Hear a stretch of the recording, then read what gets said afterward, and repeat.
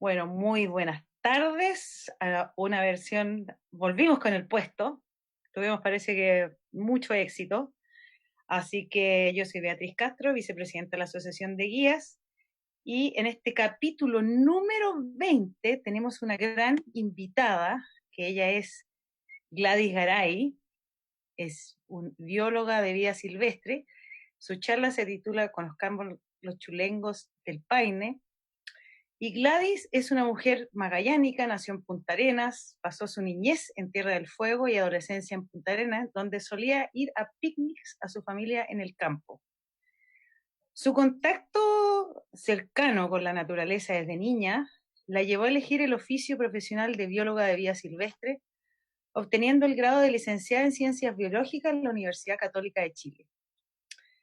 Para la realización de su tesis de grado desde 1982, tuvo la suerte de participar en el proyecto Guanaco que se estaba realizando en el Parque Nacional Torres del Paine, bajo la dirección del profesor William Franklin de la Universidad de Iowa de Estados Unidos. Luego formó familia con el guardaparque de la guardería de Peohue, lo que le permitió vivir en el parque y seguir realizando investigaciones propias y como asistente de otros estudiantes sobre varias especies de mamíferos y de aves durante 10 años. Además de la atención de turistas y la radio de la guardería cuando los guardas estaban en terreno. También en este tiempo se dedicó a la fotografía de la vida silvestre, al igual que su esposo, lo que se tradujo posteriormente en la publicación de varios libros de vida silvestre, de flora y de fauna del Parque Nacional Torres del Paine, dado el interés de los turistas que solían consultarlo. Aquí voy a presentar esto, una joya, porque esto yo los tengo en 2 idiomas, ya no existe, ya no se editan. Y esta fue la primera guía que se hizo de flora y fauna en Torres del Paine. En este periodo nació su hijo Ricardo, el cual lo llevó a trasladarse hacia la ciudad de Punta Arenas, cuando él cumplió 5 años de su etapa escolar. Allí continuaron con la publicación de libros y realizó charlas educativas de la vida silvestre en diversas partes de la región a estudiantes, público en general y en el Paine a los guardaparques, guías de turismo y turistas. Realizaron estudios de la fauna en el fiordo de Última Esperanza y sobre el huemul en Torres del Paine durante 10 años, solo con el apoyo logístico de algunas empresas del Paine y de Natales. Participó en varias expediciones científicas en Paine y en diversos trabajos de evaluación ambiental en Magallanes. En la actualidad ella está retirada, pero participa como asistente en los estudios de vida silvestre que realiza su hijo Ricardo. Aparte de esta mini biografía, quiero agregar de que Gladys es parte de la memoria histórica del Parque Nacional Torres del Paine, junto con su marido Oscar, y ella fue una de las primeras investigadoras que empezaron a realizar ciencia dentro del Parque Nacional, que yo diría que fue más a puro pulso. Así que es un honor esta tarde tener a doña Gladys Garay con su charla Los chulenguitos del Parque Torres del Paine. Muy buenas tardes, Gladys, y bienvenida Buenas a tardes. Desde el Puesto, Conversatorio de la Biodiversidad. Muchas gracias, Beatriz. Mis saludos a todos los que nos están mirando y mis agradecimientos primero a la Asociación de Guías que a través tuyo me contactaron para participar en estos interesantes conversatorios. Y los felicito por esta linda iniciativa, porque no solo ustedes, los guías, están aprendiendo, sino que el hecho de que los hayan compartido a todos, a esta altura, a todo el mundo, estamos aprendiendo diversos temas. Yo he estado viendo algunos videos y la verdad es que estoy aprendiendo un montón de cosas o eh, poniéndome al día de cosas que fueron y ya no son. Eh, entonces ahora yo les voy a contar del estudio que hice en el Paine para mi tesis, así que comparto pantalla aquí. Ya, como les decía, este es un estudio que yo realicé para mi tesis de grado de licenciada en Ciencias Biológicas. Lo hice en 1983. Y para esta presentación saqué las tablas y gráficos y todo para que sea más conversadito. Dejé unas cosas como principales nomás. Pero primero necesito hacer un poquito de introducción para que aquellos que no están dentro del tema entiendan bien de qué estábamos hablando.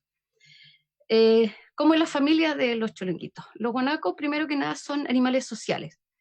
Las características generales de los animales sociales es que viven en grupo, porque de esta manera hay una conducta cooperativa que genera diversos tipos de beneficios, que pueden ser reproductivos, por ejemplo, porque aumenta el éxito de la sobrevivencia de las crías.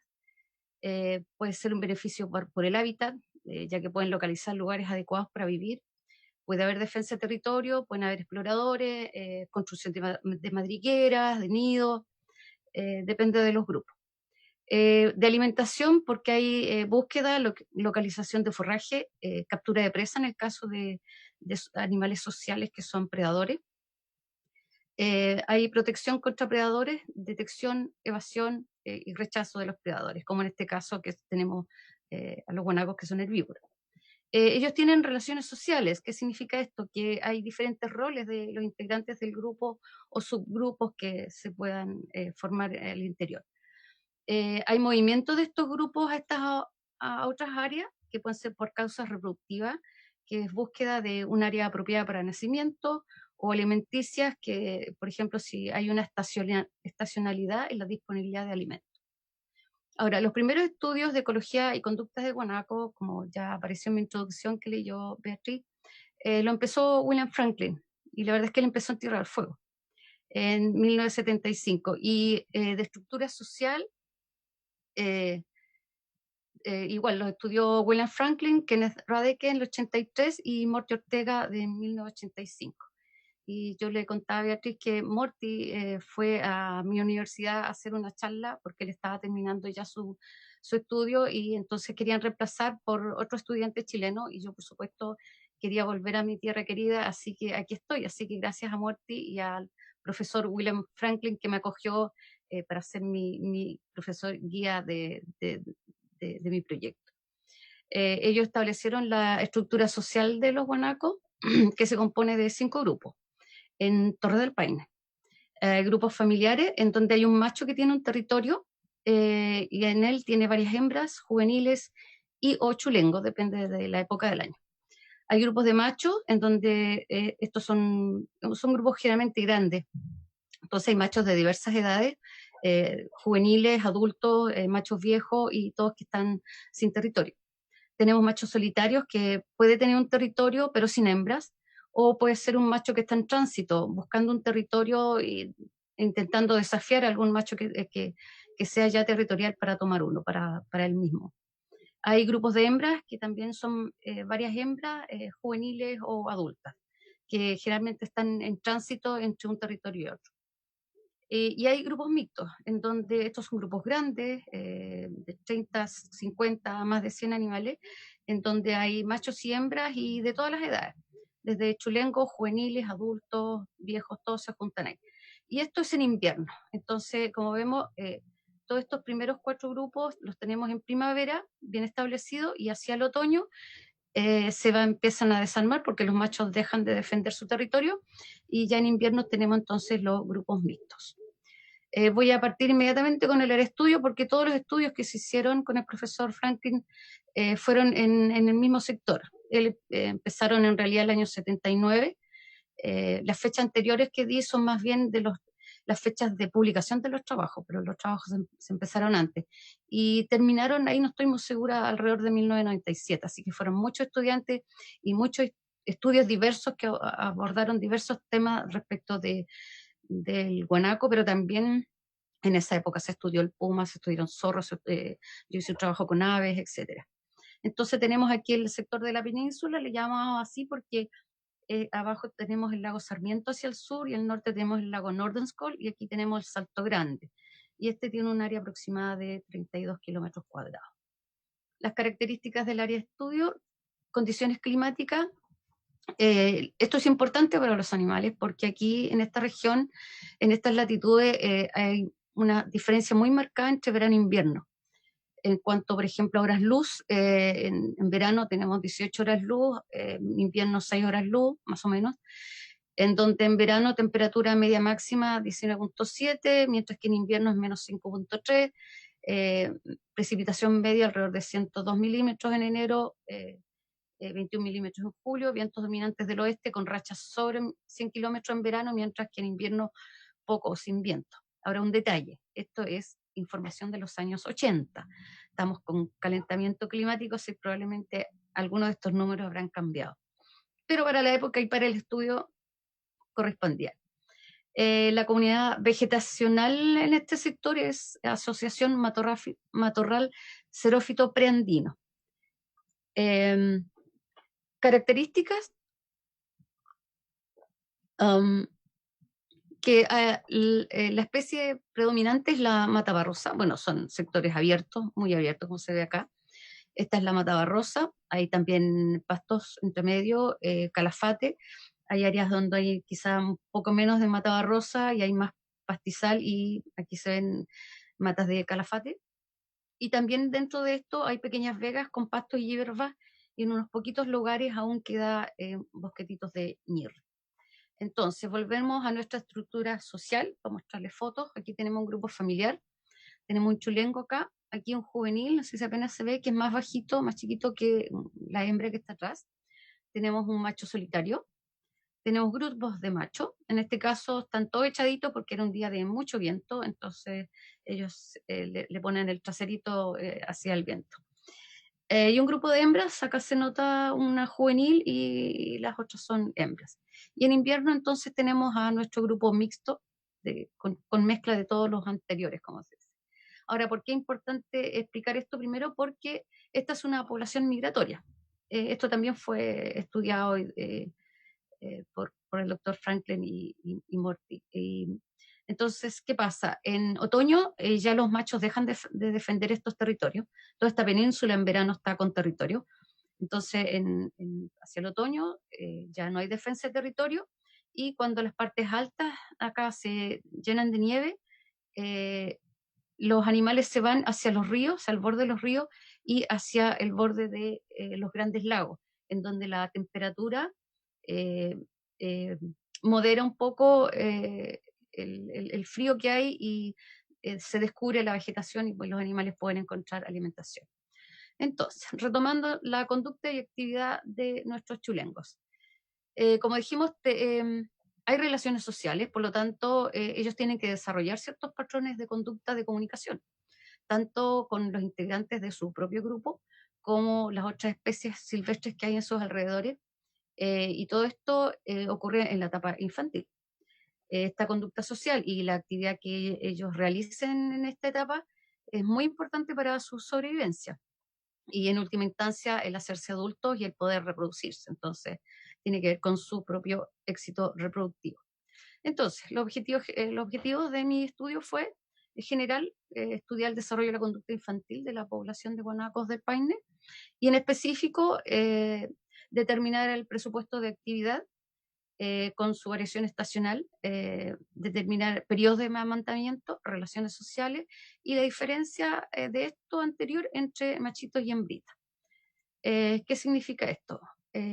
Bueno, el periodo de estudio fue de un año, de enero 83 a 1984, con controles de 6 horas diarias durante 20 días al mes, más o menos.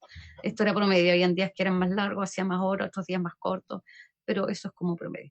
Ahora, debido a las variaciones de hora luz entre verano e invierno, en primavera-verano era entre las 9 y 19 horas, tenía ahí hartas horas para elegir e intercambiando, pero en otoño e invierno era de 11 a 10, porque a las 10 amanece y ya tenía que salir en mi tricimoto a moverme. Yo estaba en Pehue, así que tenía que moverme desde ahí hasta Laguna Amarga. Hacía recorridos a pie con mis binoculares, mis telescopios, y eh, si no encontraba fácilmente los animales, bueno, me sentaba en un cerro alto y los buscaba con binoculares. Hacía observaciones focales de controles de grupos conocidos, o sea, yo ya tenía determinados grupos en ciertos lugares que estaban siempre ahí, observaciones focales de 15 minutos por cada chulengo, y cronometraba cada actividad.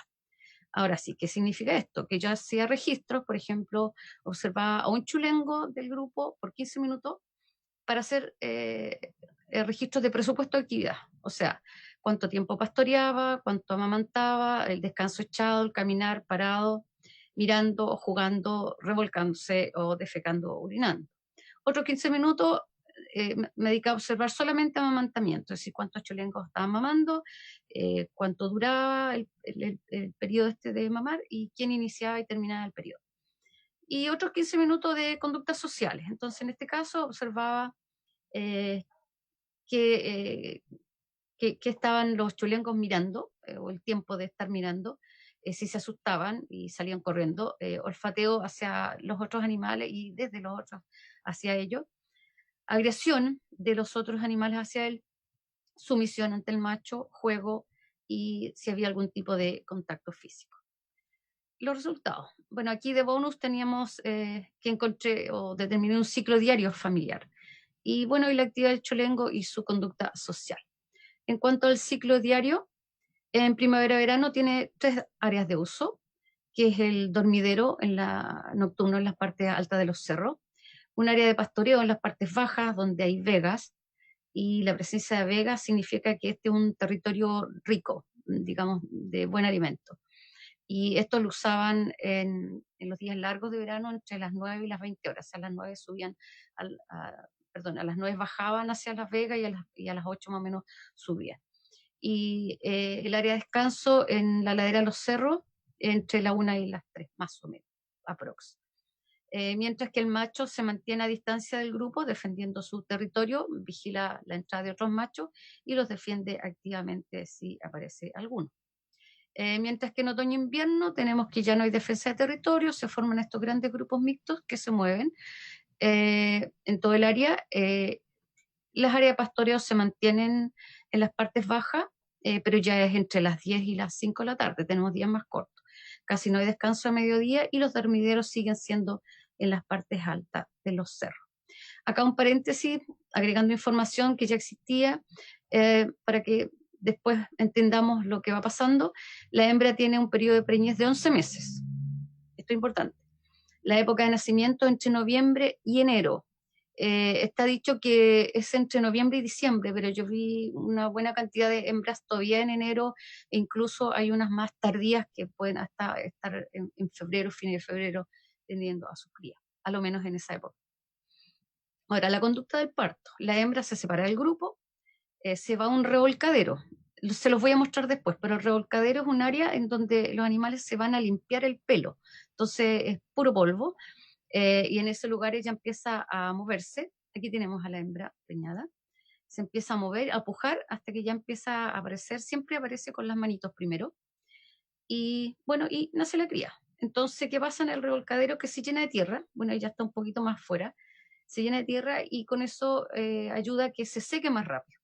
Es como cuando a nuestros niños le dicen no, tiene prohibido bañarse por X motivo, entonces le echamos polvito talco al pelito para que se limpie. Ellos hacen lo mismo. Bueno, y el chulengo intenta pararse inmediatamente y puede lograrlo entre los 20 a 30 minutos. Y ahí está paradito. Bueno, y en otro estudio donde se hizo marcajes de gran cantidad de chulengos, se pesaron a todos ellos y tenemos un promedio al nacer de 13 kilos, más o menos. Entonces, en la parte de mis observaciones de amamantamiento, aquí tenemos un grafiquito que muestra muy, muy bien los meses. Aquí lo hice cada 2 meses, enero, marzo, mayo, julio, septiembre, y se ve que va disminuyendo desde que, a partir de que nace, mama bastante frecuentemente y va dejando de mamar hacia julio. Eh, y ahí ya solo pastorea. La duración promedio de cada periodo es de poco más de 2 minutos y esto se mantiene en todo ese periodo, el mismo tiempo. En enero y marzo los machitos mamaron más que las hembritas, pero al parecer las hembritas compensan esta parte o esta como supuesta falta de leche, pastoreando más que los machitos. El chulengo es el que inicia los periodos de mamar y la hembra los termina. ¿Por qué es importante esto? Bueno, como dice, la hembra es la que regula estos periodos. Eh, Acabo de decirles de que el periodo de gestación de la hembra es de 11 meses, es decir, cuando el chulenguito nuevo tiene un mes, ella ya está este, gestando el otro chulenguito para el otro año. Entonces ella tiene que saber poder dar la suficiente energía para que este chulenguito se desarrolle bien, sin poner en peligro al que viene para el próximo año. Entonces aquí le voy a mostrar una secuencia en cómo ella detiene el momento el periodo de mamar. Entonces tenemos una, 2, lo voy a hacer lentito, 3, ya le está diciendo suficiente, está bueno, y me voy. ¿Se ve bien? Espero que sí. Pastoreo. Tenemos entonces ahora nuestro presupuesto de actividad. A medida que va dejando de mamar, empieza a pastorear. Como les decía antes, el machito pastorea menos porque él está mamando más. Seguramente eso es lo que pensamos nosotros. Entonces, aun cuando está echadito, igual está pastoreando. Bueno, el pastoreo es máximo en invierno cuando hay menos luz, entonces, bueno, obviamente tienen que dedicar todo el tiempo a alimentarse. Y aquí tenemos que como este es ya un juvenil de 11 meses, ya en septiembre, octubre ya está alimentándose casi lo mismo que los adultos. El descanso es a la inversa que el pastorea. Entonces, a medida que va faltando la luz, ¿cierto? Se van acortando los días y ellos descansan menos. Y después en noviembre aumenta el descanso, pero ya no tanto porque son más grandes y van a tener que estar alimentándose más. Eh, Ellos cuando descansan lo hacen cerca de la mamá, como aquí, o cerca de otros chulenguitos. Y durante el descanso ellos también rumian. Estos son animales rumiantes, es decir, ellos cuando comen, cortan el pasto y lo tragan, corten y tragan. Mastican un poco, pero después cuando están echados, regurgitan y vuelven a masticar el alimento y ahí sí se lo tragan.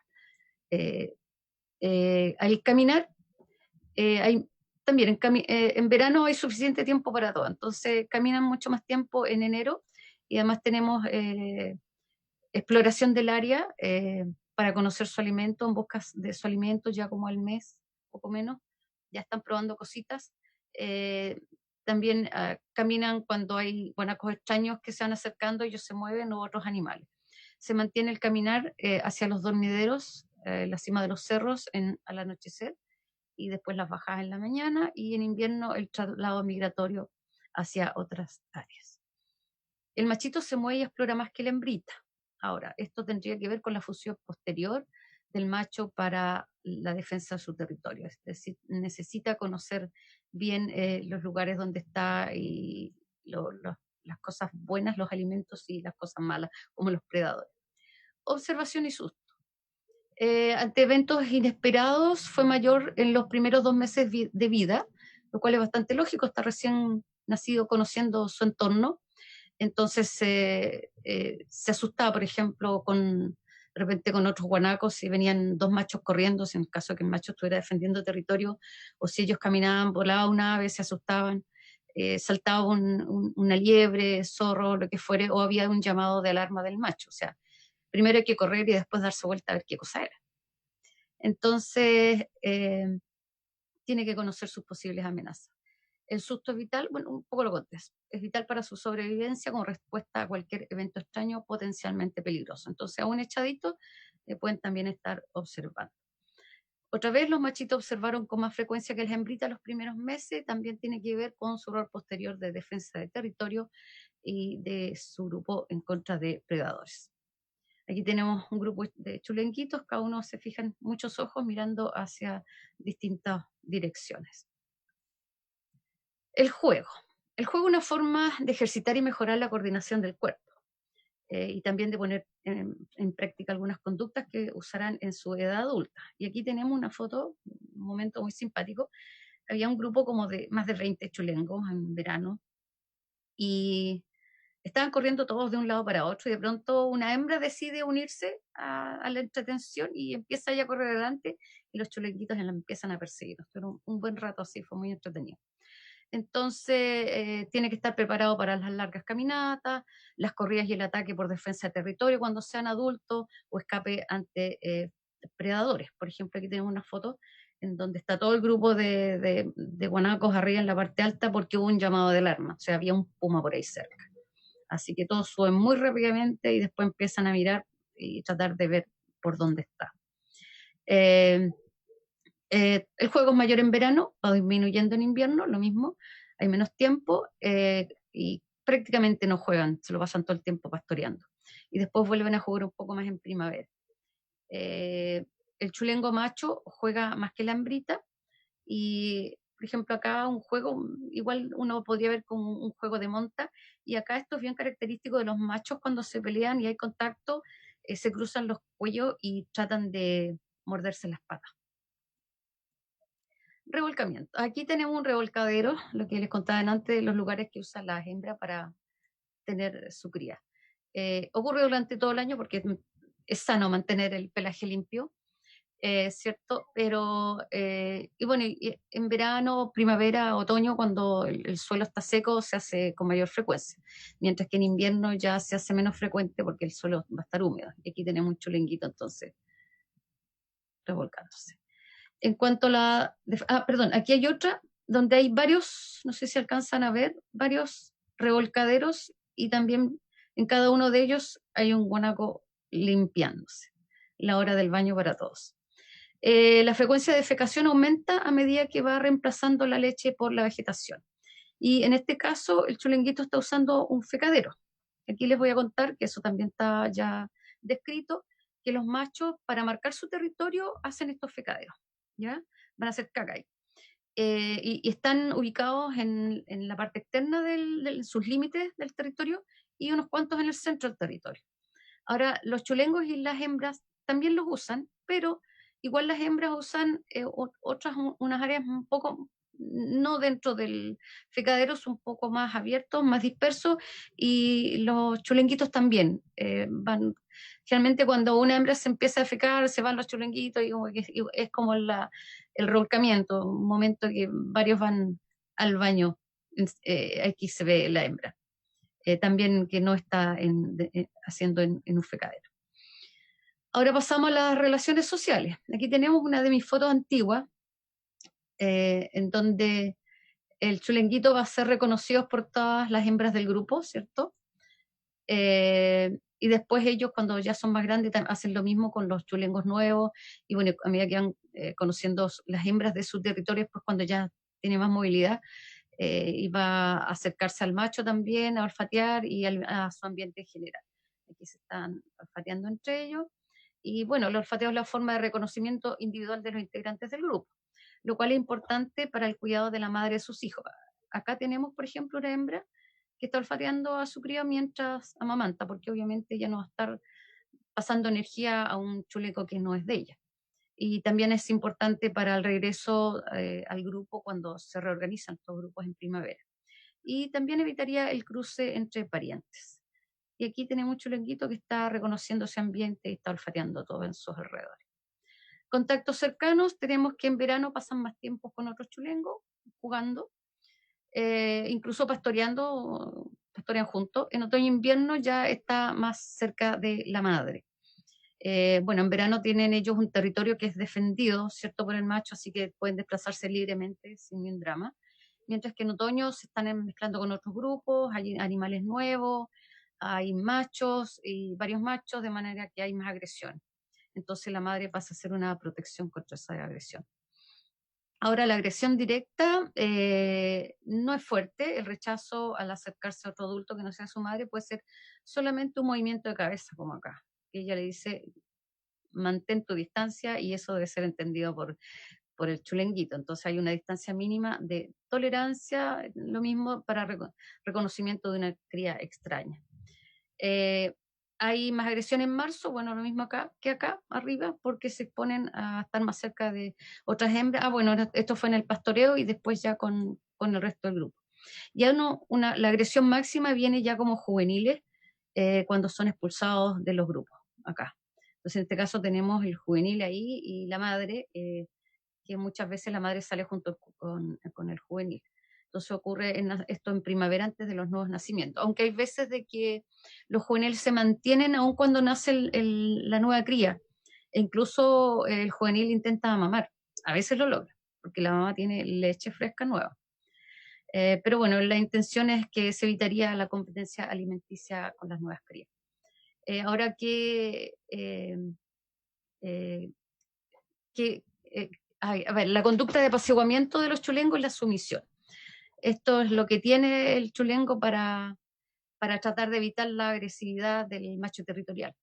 Y esto especialmente en el periodo de expulsión de los juveniles. Entonces aquí vemos que hay un aumento de la sumisión hacia mayo, acá, y es más evidente en los machitos que reaccionan inmediatamente, y esto es la mezcla de los grupos, cuando empiezan a juntarse con los grupos de machos, entonces están más cerca de otros machos y la reacción de ellos es bastante más evidente. Y por supuesto que aquí ya aumentan fuertemente cuando es el periodo de expulsión. Entonces, cuando el chulengo tiene 11 meses pasa a llamarse juvenil y es hasta los 2 años de edad, lo consideramos como juvenil. Yo hice como una división de los grados de sumisión, porque no siempre es el máximo. Entonces tenemos un grado 1 en donde a lo mejor el chulengo ve desde lejos el macho y levanta un poquito la cola, lo mira, pero no pasa a mayores. Grado 2 y grado 3, aquí tenemos este en realidad es ya un juvenil corriendo detrás de su mamá. Aquí ya, esto es como el de arriba, grado 3, tirando para 4. Acá tenemos 3 chulengos, pero estos ya son mayores. Este es más chiquitito, aquí juveniles, que se fueron hacia el macho, como a rogar que, bueno, ellos todavía son pequeños, así que no es momento de su salida. Y aquí tenemos a un juvenil que fue casi a hincarse al lado del macho que estaba echado. Y ahora el profe decía que quizá esto igual tuviera que ver con que el macho olfateara bien al chulengo para que eh, cuando viene el primavera y tienen que volver a formarse los grupos, pueda ser reconocido como parte del grupo. Y acá tenemos la expulsión de un juvenil. Ahora esta foto la tomé en Tierra del Fuego, ¿sí? Porque se ve muy bien el macho corriendo al juvenil y adelante va la hembra como dirigiendo al juvenil por donde escapar, en este caso hacia el bosque. ¿Qué pasa con los juveniles que son expulsados? Las hembritas se unen a un grupo de hembras eh, o a otro grupo familiar. Esta es la foto que vimos antes. Y eh, los machitos se unen al grupo de machos que ya les describí antes, porque ya cuando cumplen 4 a 6 años de edad se van a buscar un territorio propio. Ahora, posterior a esto, yo hice marcaje de chulengo, porque los proyectos seguían con otros estudiantes, y los marcajes en los que yo participé fue en noviembre, los meses de noviembre y enero de los 85, 86 y 87. Para esto entonces detectaba las hembras preñadas, esperaba la conducta de parto, que ya les conté. El nacimiento demora entre 10 y 30 minutos, y una vez nacía la cría, esperaba lo que se llama el imprinting. Esto significa que la madre reconozca bien al chulengo y lo mismo el chulengo reconozca bien a la madre, de manera que después que yo lo marcara volviera la madre a él. Y entonces hacía un acercamiento muy lento, aplicaba un arete aquí con un aparato especial ahí, y en cada oreja, y dejaba el chulengo en el mismo lugar. Y ahí ya está paradito, y ahí ya volvió la mamá por su chulengo. Y tuve la oportunidad de marcar 21 chulengos. Ahora, como dijo Beatriz, soy ya parte de la memoria histórica, así que les voy a contar que yo llegué en realidad al año 81 al Paine a hacer como una previa del estudio que iba a hacer posteriormente, y llegué al camper que era del proyecto y que estaba frente a la guardería Pihue. Después cuando hice el estudio hice campamento en la parte media del sector Sarmiento porque la mayoría de los grupos estaban en ese sector. Pues en realidad el área de Pehue es como que es un área pobre territorialmente y hay muy pocos guanacos y generalmente son machos solos. También estuve en invierno en lo que era en ese tiempo la guardería Sarmiento, eh, por los grupos grandes que estaban cerca del lago Sarmiento. Y después, bueno, como dice, formé familia y entre el año 82 y 92 estuve en la guardería PUE. Y eso sería lo que tenía para contarles. Muchas gracias. No sé si hay preguntas, Beatriz. Hola Gladys, 1.000.000 de gracias. Oye, tremenda foto la de Pehue. Esa es una foto histórica porque ya a partir del 2011 eso desapareció. Sí, desapareció, Mira, acá hay tristemente. una Olivia Tatiana que dice, hola, gracias por esta charla. Cuando trabajé en Laguna Amarga, Gladys y Ricardo nos hicieron charlas sobre guanacos, huemules y cóndores. agradecida de recibir su experiencia y conocimiento. Y su pregunta es, ¿real el abandono de chulengos debido a los cercos y límites? Sí, de hecho, justo, mire, justo tengo una fotito, acá puse la foto porque, como decías tú, estoy retirada, pero ahora estoy ayudándole a mi hijo, así que él es el que se preocupa del proyecto y yo voy a divertirme nomás en terreno. Y mira, justo que preguntaron, tenía una foto, parece que me tincó que iban a preguntar. Y aquí tenemos las hembras saltando, este es el área de la estancia Goich, el parque acá, y saltan y las criaturas quedan al otro lado. Ahora, sí, lo que sí, las hembras saltan de vuelta después en la tarde. Ahora, el peligro es que de pronto, de repente, alguna hembra queda agarrada, digamos, en los alambres y muere, y lo mismo a veces los chulenguitos intentan saltar y se quedan enredados en, en los alambrados. Pero en general, digamos, yo espero que no haya mucha pérdida, eso es algo que yo no estudié, no sé cuánto es la pérdida o si realmente hay una... No creo que haya abandono, puede que la madre quede atrapada ahí y digamos muera, pero eso creo que podría contarle. Bueno, yo tengo una pregunta que a mí de repente es como recurrente, sobre todo la gente que visita San Pedro, Atacama y el norte de nuestro país, porque ven y que allá también hay guanacos, pero hay vicuñas también. Entonces, si tú puedes dar alguna diferencia entre estos dos para que nosotros en nuestro relato también podamos responder con una buena información al respecto. Uy, mire, yo de la vicuña la verdad es que no sé nada. Pero mi profe, el doctor Franklin, hizo una publicación. Yo después las voy a buscar y les voy a dar el dato porque él hizo precisamente un trabajo que se llama Contrastando la biología de la vicuña y el huemul. Y ahí está todo, Ujú. ahí está todo. Ya. Así que, no sé, tal vez a través de su página o algo yo les voy a enviar el dato, a ver si lo pueden pillar, porque ahí realmente cuenta toda la historia de las diferencias. Y la verdad es que yo me estaría, capaz que hasta que me equivoque, pero algo que leí, por ejemplo, parece que las vicuñas tienen territorio fijo, no como acá, que son medios móviles. Eh, no sé, hay un control estricto de las hembras, parece ser de que no se pueden salir de los territorios, mientras que acá las hembras se pueden mover de un lado a otro. Hay varios detallitos que son diferentes y hay otras cosas que son iguales, pero no me atrevería yo a decir algo y me equivoque. Mejor que vaya directo a la fuente de quien lo estudió. Así Ya, que después les muchas envío el gracias. dato. Aquí hay otra pregunta de Roberto Carlos. Hola Roberto Carlos, es nuestro tesorero en la actualidad. Y su pregunta es, ¿si has visto cambios o has sabido de cambios ahora por la cantidad de turistas de esta fecha? Pregunta si usted cree que el alambrado le sirve de trampa a los pumas al momento de cazar a los guanacos. De Hay hecho, como dos sí. preguntas. A ver, la primera era, si he visto cambios.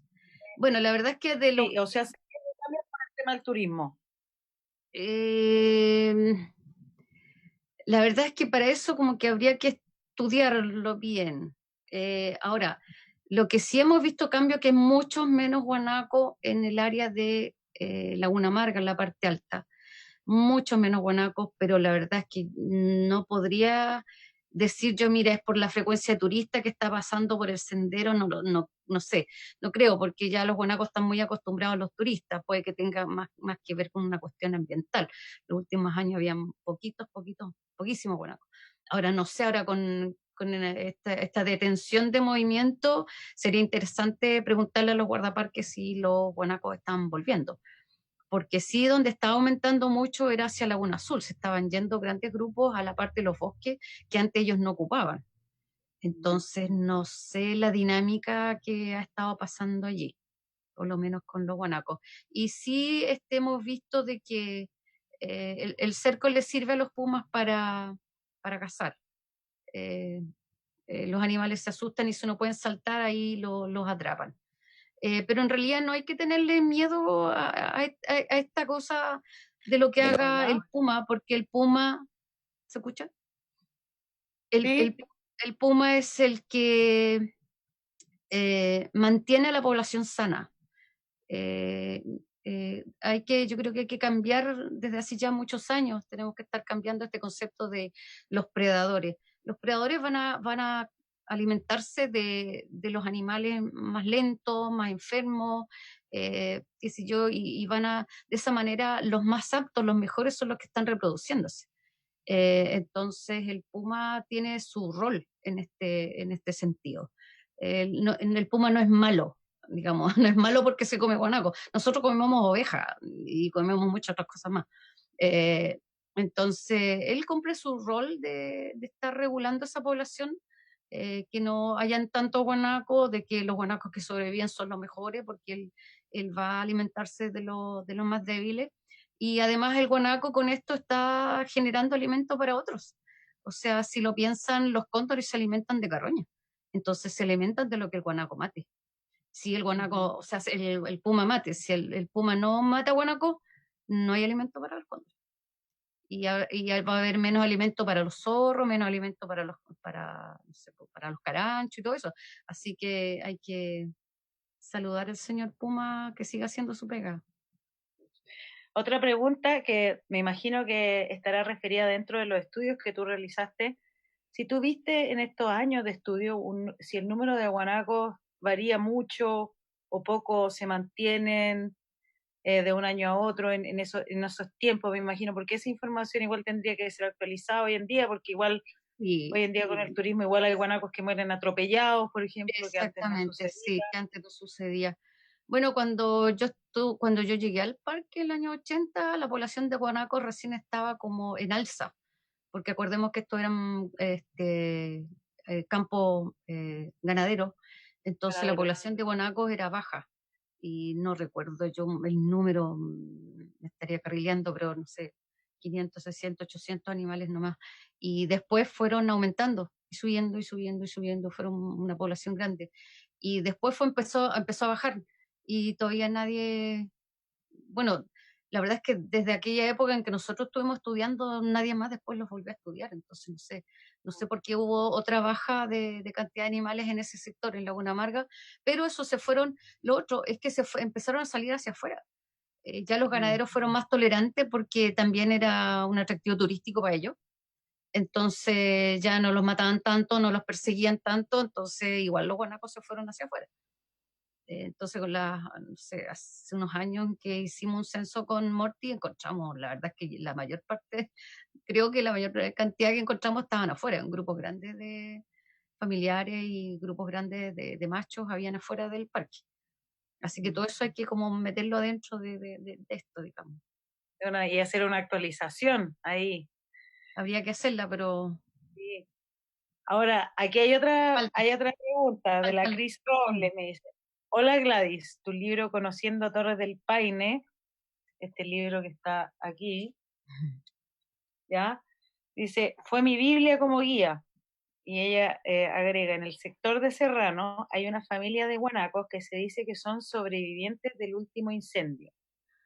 Su Bueno, pregunta es, ¿habrán diferencias físicas? Pues si el grupo creció, será porque se están mezclando entre familiares. Un abrazo, mamá. no Esa es la lo pregunta. sé. La verdad es que no sabía que estaba ese grupo ahí, partamos de ahí, no lo sé. Si fue sobreviviente, qué bueno, pero hay movilidad ahí de animales entre la administración y hacia Pehué, a través de toda esa cadena de cerros que hay al lado del río Paine, por el sur. Ahí se Ujú. mueven los animales. Así que no, yo creo que no están tan confinados como para que haya una reproducción entre ellos. Ya. Y las conductas, como ya les mostré, son bastante fuertes en cuanto a regular eso del inbreeding que se llama. Así que no, yo creo que, eh, digamos, habría que poder identificar a los animales, pero es muy probable de que haya conexiones y haya movimientos de animales. Después hay otro comentario que dice, grande Gladys y Oscar, gracias por compartir saber, es con objetividad y cariño a la vez. Después hay otra Gracias. pregunta, Roberto Carlos, y me dice, aprovechando que tú empezaste en Tierra del Fuego, él pregunta si hay diferencias físicas entre los guanacos del Parque Torres del Paine y los guanacos de Tierra del Fuego. Yo diría que sí. yo diría que sí. ¿Y cuáles No, serían? no sé de estudio, yo sé gente ha estado estudiando del grupo del parque, me olvidé cómo se llama el parque allá, el Caruquinca, Caroquinca. Caruquinca el parque. Ellos han estado estudiando y sería, no, la verdad es que yo no he leído las cosas que ellos han hecho, pero sería interesante que estudiaran, porque de verdad, yo creo que si ahí de partida tienen la cara negra, más oscura, y yo tengo la impresión de que son más altos, Ya, porque ahí lo que los está seleccionando son los cercos. claro. Y ellos pasan los cercos, pero de una manera impresionante. O sea, los que no tienen la fuerza, ¡pum!, para el otro lado. Mientras que acá a los guanacos les cuesta su rato. O sea, pueden, pero hemos visto que de repente quedan atrapados en las estas, en el cerco y pero me estoy, no sé, una opinión. Me da la impresión a mí que son más altos. O a lo menos las patas más largas. Y podría ser perfectamente una forma de selección, porque aquellos que cruzan son los que se reproducen. Así que si se reproducen los que tienen más patas más largas, van a, eventualmente a través de los años y años y años. ¿Y desde cuándo está la ganadería en Tierra del Fuego? Muchos años. Así Muchos que años. capaz que sí, capaz que sí. Es mi impresión. Y bueno, otra pregunta que esta es más como de que nos cuentes más de tu experiencia como, porque fuiste guardaparque, eres parte de la memoria histórica en aquellos años. ¿Puedes Casi, contar casi. de esa experiencia cuando antes de los dos incendios, bueno, el 2005 y el El 2000, 85, yo estaba ya para el incendio del 85, sí. ya, Estuve, pero la verdad es que se lo vi de lejos, yo nunca me acerqué, no, no, porque yo ya, estaba en Pehue y el incendio fue más allá, como a mitad de camino de, no sé, del lago Pehue hacia allá y no me atreví a ir, no quise, o sea, yo creo que me hubiera largado a llorar a mares ahí, así que no, no fui a eso. Eh, pero ¿qué quieres que te cuente de mi experiencia ahí? que las Fue guarderías ahora son mucho más modernas, entonces era en las Sí, pues comunicaciones. nosotros ahí teníamos la estufita leña esa que pusieron ustedes en el póster, teníamos las luces con esa lamparita que se hacían polvo, que había que cambiarla, toda calefaccionada leña. Cuando fue ahora en Natales que estuvieron ustedes tanta escarcha el otro día, la verdad es que me hizo recordar la época en el Paine en que inviernos crudos, que se congelaba hasta el lago, o sea, toda esa la cabecera del lago Pehue se congelaba y teníamos que, por supuesto que las mangueras que traían el agua desde la mitad del cerro, no había que contarlas, porque estaban absolutamente congeladas, así que hacíamos hoyo en el lago para sacar agua. Así que y Ricardo cuando era chiquito alcanzó todavía a irse a tirar en trineo ahí en las lagunitas cerca de la casa. Y la nevaba bastante más, los traslados eran en moto, los guardaparques tenían moto, no había casi vehículos. Los caminos eran muy malos, así que de repente demorábamos horas en llegar a Natales, por ahí el camión se quedaba enterrado en el barro. A la distancia es bonito recordarlo. Así que, Después siguen llegando preguntas. Acá Roberto Carlos me dice, he visto un par de veces un solo guanaco en el Valle de la Ascencia. En la parte alta solo uno.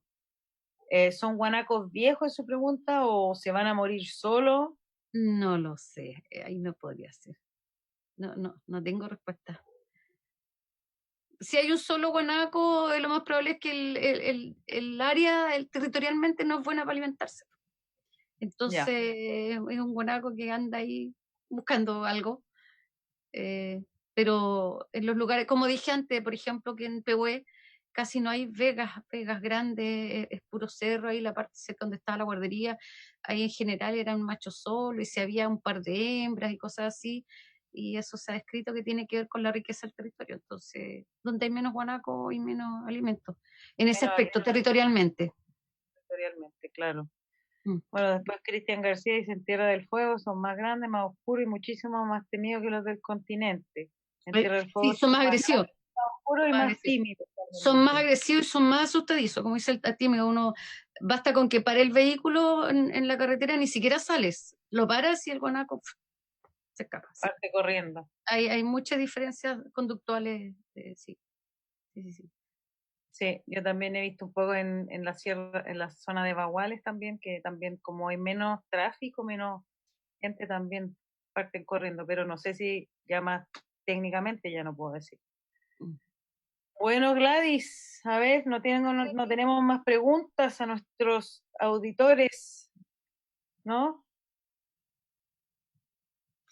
Más preguntas, más preguntas. Esperamos unos minutos porque hay como delay en la transmisión, entonces por eso, si no, vamos a partir. Bueno, queremos agradecer toda la compañía de todos los que están viendo esto en vivo. Queremos recordar de que esto va a quedar grabado en nuestro canal de YouTube, pero como ella es una mujer de ciencia, cualquier utilización de este material requiere contacto con el expositor y con nosotros en nuestra asociación de guía porque tiene un derecho de autoría. Aquí otra pregunta más. Si un guanaco no es comido por un puma, ¿se sabe de qué otra cosa puede morir, por ejemplo? Esa parte, Chris. Bueno, sí, o sea, hay enfermedades, sí, pero no, ahí yo no tengo información de... Se puede, digamos, los guanacos se pueden morir de muertes natural, sí, sí. Ya. También chulengos, bueno, yo no puse una foto una vez cuando estaba haciendo mi estudio, encontré a un chulenguito muerto y lo cargué y lo llevé afuera cerca del camino y llamé al SAC para ver si podían ir y ver de por qué había muerto, pero al final, bueno, en esos tiempos era bien complicado subir y bajar y no supimos nada más, pero sí de pronto se encuentran animales que mueren en forma natural. O de repente como ellos corren tanto, los machos, por ejemplo, se rompen las patas, meten una pata en un hoyo y se quiebran. Eh, Más de una vez habrán visto guanacos cojeando, por ejemplo, cosas de ese estilo. Sí, pero sí, hay muertes naturales. No sé, yo no sabría decirle exactamente qué tipos de enfermedades tienen, pero creo que hay estudios de eso. Me parece que hay trabajo, Pero algo como así. falta ciencia, ¿ah? Falta Falta, ciencia. falta más investigación, Bueno, todo ¿ah? lo que hicimos allá venía del extranjero, pues los dineros vinieron de Estados Unidos. Ujú, No sé, como 10 años ahí trabajando y la ciencia, y lo otro que como, este es como ciencias naturales, las ciencias naturales ahora como que no tienen, a pesar de la importancia que tienen en cuanto a que es información básica, es lo que ujú. hizo Darwin, o sea, Darwin si él no hubiera estudiado y hubiera contado todo lo que dijo, de ahí para adelante, si no hay base no puede seguir. Y sin embargo, en estos tiempos, o sea, hay que ir a estudiar la uña del guanaco y capaz que ahí yo considero plata, consigo plata, pero si estudio la vida natural de los animales, no es como que no fuera rentable, entonces, Mira, se lamentable. perdieron las preguntas. Dice, ¿qué tan frecuentes son las peleas de machos con heridas graves? A veces sí, no tan frecuente. Se muerden el cuello, se rompen, se pueden morder las patas, pero no son tipo asesinatos, no. No, Ya. no como para que un guanaco mate a otro, no. Después Jaime Mañar desde Punta Arenas. ¿Se sabe si la explotadora mataba muchos guanacos? Ni idea. Ahí sí que no sé. No sé nada de esa parte histórica, la verdad. Y la otra pregunta dice si viste alguna vez algún chulengo muerto por otro animal que no fuera el puma. Mm, no, no, solo de puma. Solo de puma. Y si un chulengo pierde a su mamá, muere, ¿otra hembra lo adopta y lo alimenta? No, hasta donde yo vi, no. Voy a ver Ya. más. No, no son las hembras, porque las hembras que tienen leche son hembras con cría. Sí, Entonces, a no ser que alguna hembra hubiera perdido su cría, pero no sé, porque para eso todo requiere de identificación. O sea, tú tienes que ya. saber qué animal es y pues la única Ujú. forma es saberlos con números, con aritos, Claro, en este claro. caso, y saber si esa hembra con arito que perdió al chulengo que también tenía arito, si recibe a otro con otro arito. O sea, esa es la única forma de poder identificarlo. Pero si no, no puedes saber. Y el otro, Entonces, a lo otra mejor pregunta. sí podría haber, pero no lo sabemos porque no tenemos identificación de los animales. Así que la verdad es que la respuesta en realidad sería no lo sé. Pero he Ya. visto que hembras rechazan a cualquier otro chulengo extraño. Pero Ujú. podría ser. Otra pregunta de Víctor Rubilar dice, ¿es verdad que usan un punto para excrementos de toda la manada? No, Ya, no toda. O sea, está lo que le expliqué antes de los fecaderos. sí, Y ellos los van usando, el resto del grupo los va usando, pero también las hembras hacen una parte, en un sector así tú vas a ver un montoncito aquí, aquí, aquí, aquí, y están dispersos. Y esa es como el área de fecación de las hembras, en donde están todos dispersos. ya, Pero perfecto. eventualmente de repente tú igual las ves defecando dentro del Del fecadero mismo, el mismo. ya. Y ahí me parece a mí recordar un poquito que las vicuñas, me parece que ellos usan todos esos los fecaderos. No usan fuera de ellos. Bueno, otra pregunta de Olivia Tatiana, pero como vamos a hacer una actualización. Gladys trabajó con los guanacos hace un par de años atrás y como dice, han cesado la investigación. Entonces, dice, se sabe si están estudiando, monitoreando los guanacos con crotales. Yo Ahora creo que no, eso, no que yo sepa, no que yo ahora sepa. que se sepa, no. En Tierra del Fuego se está haciendo algo en Caruquinca, pero no tengo la información de ello. Incluso tenían con collares, entiendo, y ahora no lo sé, no me he informado. Como estaba en otra onda, estaba en la onda de los cóndores, entonces cuando tú me llamaste la semana pasada, como que un poquito me actualicé mi propio trabajo, lo que había hecho, pero sería interesante ver qué están haciendo los chiquillos allá en Tierra del Fuego. Puede que tengan buena información. ¿Hay alguna enfermedad, así una tipo zoonosis del guanaco que se pueda transmitir a los seres humanos? Esa es una pregunta también que salió ahora. No lo sé, no lo sé. No, hay de enfermedades yo no sé mucho. Sé que una vez cuando empezaron los marcajes, de hecho hubo un estudiante que marcó adultos y, y capturó con dardos y ahí capturó a un chulengo con sarna y estaba Ya. tenía mucha sarna. Eh, pero es bien raro ver un guanaco con sarna, entonces no lo sé. Para mí fue casi como la primera vez que vi a un animal así, en esas condiciones, no lo sé. Y no había, como, por ejemplo, algunas enfermedades que afectaran, por ejemplo, a las ovejas, que se transmitieran también, bueno, un Claro, poco puede lo ser, que está sí, po, pasando con el huemul en Aysén, claro. que Sí, sí, con el sí, ganado, si habían enfermedades como de claro. ovinos, que se transmitieran al guanaco, si te tocó ver algo así, porque el No, día de no, a hoy mí la no, la estancia por lo menos tienen ovejas. claro. Y los Pero igual alrededores también. hay que considerar que esos terrenos, como dijimos antes, esos fueron estancias ganaderas.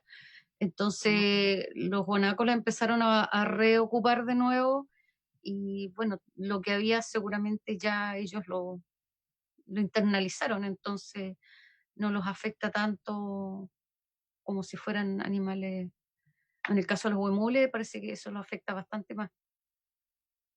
Sí, igual mole hay Mientras que los un tema. guanacos como que han estado coexistiendo con las ovejas mucho tiempo y aquí salen del parque, están un rato afuera, vuelven. Entonces, en realidad, Ujú. no sabría decir. Bueno, para toda nuestra audiencia, agradecerte, Gladys, una vez más por De nada, acompañarnos, fue un placer. Un y saludo qué bueno cariñoso a que todos. sí, y contarles que para el próximo jueves, a las 19 horas de Magallanes, vamos a tener, para que vean que la transmisión de la biología y el gusto por el área silvestre se transmite, vamos a tener a Ricardo Guineo Garay, con su charla Conociendo el Cóndor de Torres del Paine, ¿ya? Así que los que les invito a todos para que nos volvamos a encontrar, 19 horas de Magallanes, 18 horas de Chile continental, en una nueva versión desde el puesto, conversatorios acerca de la biodiversidad. Y bueno, muchas gracias, Gladys, y un honor tenerte con Muchas nosotros, gracias a ti, fue un placer. aportando aquí con este conocimiento en esta pandemia, quedándose en casa, aprovechando de refrescar nuestros conocimientos, preparándonos para una temporada. Y Ojalá bueno, que, ojalá que sea buena.